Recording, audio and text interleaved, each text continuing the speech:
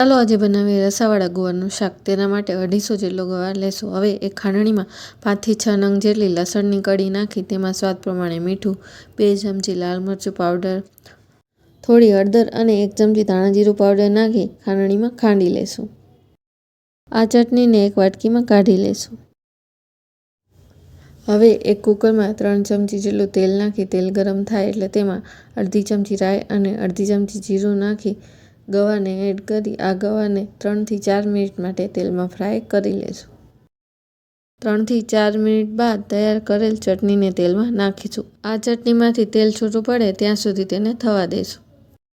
તમે જોઈ શકો છો કે ચટણીમાંથી તેલ છૂટું પડી ગયું છે, તો હવે તેમાં 1 કપ જેટલું પાણી એડ કરી કુકરને ઢાંકી 2 સીટી થવા દેશું। તો તૈયાર છે ગરમા ગરમ રસાવાળા ગુવારનું શાક।